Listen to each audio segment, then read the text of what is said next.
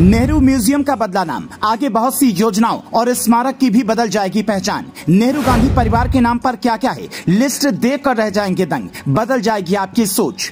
धीरे धीरे बीजेपी मिटा रही इतिहास से कांग्रेस का नाम, नए म्यूजियम के पीछे क्या है पूरी कहानी।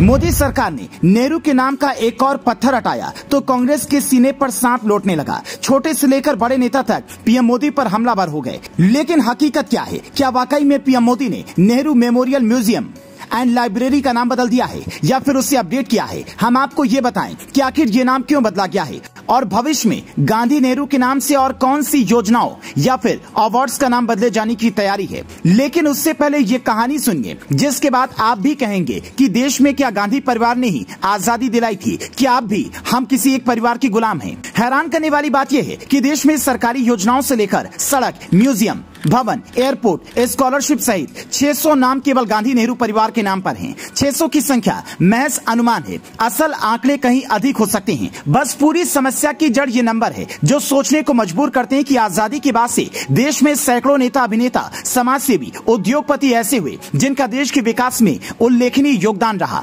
लेकिन इतिहास के पन्नों में उन शख्सियतों के लिए वो समर्पण नहीं दिखता जो भक्ति गांधी नेहरू परिवार के लिए दिखाई देती है। अब सवाल है कि भविष्य में सरकार क्या क्या बदल सकती है, तो एक लिस्ट देख लीजिए। राज्यों में चलने वाली योजनाओं में 25 राजीव गांधी तो 27 इंदिरा गांधी के नाम पर 25 खेल टूर्नामेंट या ट्रॉफी गांधी नेहरू परिवार के नाम से खेले जाते हैं, जिसमें 23 टूर्नामेंट केवल राजीव गांधी के नाम से खेले जाते हैं। देश में कुल 98 शिक्षण संस्थानों या यूनिवर्सिटी का नाम नेहरू गांधी परिवार के नाम पर है। देश में 74 सड़कें, इमारतें, जगह से लेकर 51 अवार्ड्स और 39 चिकित्सा संस्थान तक नेहरू गांधी परिवार के नाम से जाने जाते हैं। 15 नेशनल पार्क, म्यूजियम से लेकर 5 एयरपोर्ट, बंदरगाह भी इस लिस्ट में शामिल हैं। केंद्र सरकार की योजनाओं में 27 योजनाएं गांधी परिवार के नाम से हैं।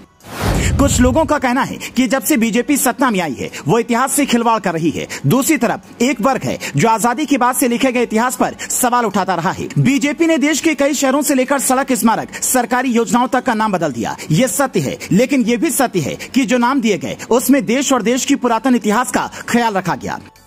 जैसे इलाहाबाद प्रयागराज हो गया, दिल्ली का राजपथ कर्तव्य पथ हो गया, फैजाबाद जिला अयोध्या के नाम से जाना जाने लगा, फिरोज शाह कोटला मैदान अरुण जेटली मैदान हो गया, मुगल सराय जंक्शन पंडित दीनदयाल उपाध्याय स्टेशन हो गया।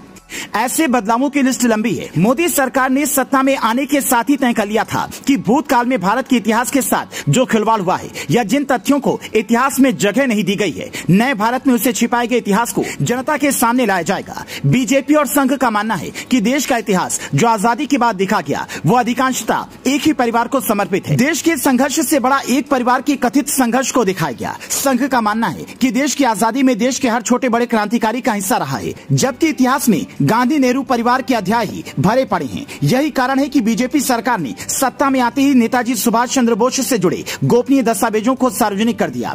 सरकार भविष्य में और भी बहुत सी योजनाओं को लेकर अवार्ड्स तक का नाम बदल सकती है। अब ये भी सुनिए कि नेहरू म्यूजियम का नाम आखिर क्यों बदला गया। Nehru memorial museum and library अब prime minister museum and library के नाम से जाना जाएगा, जिसमें आजादी के बाद से आज तक के सभी प्रधानमंत्रियों के योगदान का जिक्र होगा। मतलब उसमें नेहरू का जिक्र हटेगा नहीं, बल्कि बाकी प्रधानमंत्रियों की भी गाथाएं सुनाई जाएंगी। तो एक तरीके से ये नाम बदला नहीं है, बल्कि उसे अपडेट किया गया है। और क्योंकि अब इसका नाम प्रधानमंत्री होगा तो उसमें नेहरू भी शामिल हैं, राजीव और इंदिरा भी शामिल हैं। उसी तरह से वाजपेयी और मनमोहन सिंह भी होंगे। तो ऐतराज किस बात का है। Bureau report, leading Bharat TV.